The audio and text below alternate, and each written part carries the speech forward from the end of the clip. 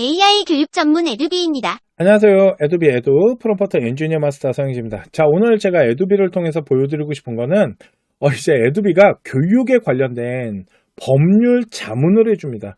뭐 학원 생활을 하거나 학원을 운영하는 데 있어서 어떠한 이런 갈등이 일어날 수도 있고, 아니면은 교육 관련된 부분에 있어서 어떠한 정보나 아니면 법률적으로 해결을 해야 되는 이런 정보가 필요할 때가 있잖아요. 그럴 때 기본적인 부분에 대해서 지금 다 제공을 해주고 있는데 그 퀄리티가 나쁘지 않아서 오늘 잠깐 소개를 해드리려고 합니다.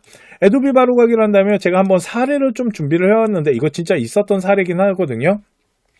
그게 어떤 거였냐면요. A 강사가 있는데 그 강사가 학원 학생들한테 이제 자기가 학원을 옮기려고 했던 거야. 그래서 자기가 옮기고자 하는 학원에 대해서 막 직접적으로 홍보를 하고, 또 하나는 학원의 그 영업비밀이 중에 하나가 학원생의 명단이잖아요. 그 전화번호랑 주소 있는 그거를 학원 쪽으로 옮겨버린 거예요, 몰래. 그래서 이런 경우 어떻게 대응을 해야 되고 법적으로 어떻게 준비를 할 수 있는지 그 부분에 대해서 이제 좀 찾아볼게요. 여기 보시면은 프롬프트 엔지니어링의 아래쪽으로 내려가면 교육 관계자라는 게 있습니다. 교육 관계자를 보잖아요. 그러면 여기 교육 관련 법률 자문이 있죠. 이거 클릭한 다음에 기다려 보도록 하겠습니다. 자, 그러면 이제 핵심 답변에 대한 거, 상황에 대한 거, 그리고 적용 법률. 그러니까 이게 어떤 법률에 이제 문제가 있는지, 그리고 이게 판례에 보여주는 걸 보고, 그리고 이제 현실적인 사례에 대한 부분들, 법률 쟁점과 해결 방안에 대한 이렇게 주거든요. 그리고 이제 법률 자문 코칭. 그러니까 변호사의 입장으로서, 교육 전문 변호사의 입장으로서 이제 정보를 좀 전달해 준다라는 생각이 드는데, 일단은 A 강사가 학원의 영업비밀인 학원 명단을 무단 반출하고 타 학원 홍보를 한 행위는 명백한 영업비밀 침해입니다. 맞아요. 그래서 적용 법률에 대한 부분들, 그리고 아래쪽에 판례를 보면 옛날에 대법원에서 학원 컴퓨터에 저장된 정보만으로도 부족해서 비밀로 관리하라고 상당히 노력이 입증되어야 영업비밀로 인정이 된 적이 있대요. 그래서 학원생 명단이 비밀관리성이나 경제적 유용성, 비공지성 요건을 충족한다면 강사의 무단 반출은 부정행위에 판단된다면 법원이, 그러니까 이건 문제가 있다는 소리고, 법률적 쟁점으로서는 학원 명단의 영업비밀을 이제 하는 부분들. 그래서 해결 방안이 중요하겠죠. 어떤 식으로 해결하면 좋은지. 우선 강사 체결한 계약서부터 봐야 된다는 거랑, 부정경제방지법이라는 게 있대요. 강사의 학원생 명단 무단 반출 및 이용행위에 대한 금지 가처분 신청이 가능하고 손해배상을 또 할 수 있나 봐요.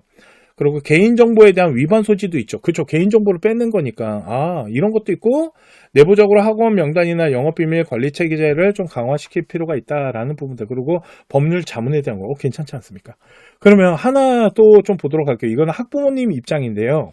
자, 어떤 사례냐면 우리 아이가 학원에 주 2회 총 8회를 가는 학원이 있는데 한 2번 정도 가더니 못 다니겠대요. 이럴 때 학원에 환불 가능합니까? 이 부분 궁금하잖아요. 한번 찾아보도록 하겠습니다. 다시 프롬프트 엔지니어링의 교육 관계자, 아래쪽에 교육 관련 법률 자문, 그리고 한번 또 기다려 보도록 하겠습니다. 핵심 답변에 대한 부분, 그리고 상황에 대한 거, 수강생이 한 달 정도 일부를 수강 후 환불을 요청한 거고요. 지금 보면은 적용 법률이 이제 뭐 학원 설립에 대한 법률 18조가 있고 학원법 시행이 또 있나 봐요. 그런데 총 교습 시간에서 3분의 1 경과전에 3분의 2를 반환을 해야 되는 부분이 있고, 2분의 1, 그러니까 반 정도면 반을 이제 반환하는 건데, 지금 우리 아이 같은 경우는 지금 8번 중에 2번 들은 거니까 3분의 2 반환을 일단 받아야 되는 부분인 거고, 판례도 보면은 예전에 어떤 사람이 이벤트 강좌를 했기 때문에 환불을 못 한다 그러는데 이거 환불해야 된다라고 또 법적 판례가 있나 봐요. 그러니까 일단 환불은 받을 수 있다라는 거고, 얼마를 받냐에 대한 부분인 것 같아요.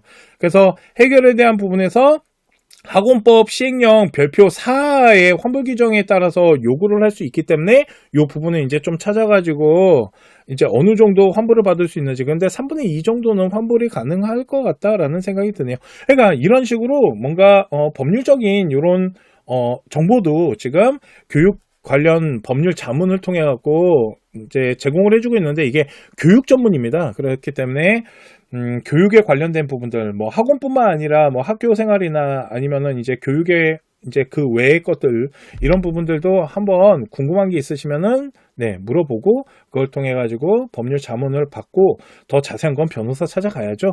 네, 그래서 일단은 기본적인 방향성이나 지식에 대한 부분들에 대해서 좀 정리를 하고, 변호사를 좀 만나보면 어떨까라는 생각이 드네요. 자, 오늘 에도비를 통해서 프롬프트 엔지니어링을 통해 교육 관련된 이런 법률 자문을 받는 거에 대해서 설명해 드렸고요. 다음 시간에 또 이런 프롬프트 엔지니어링 활용 방법에 대해서 또 설명해 드리도록 하겠습니다. 감사합니다.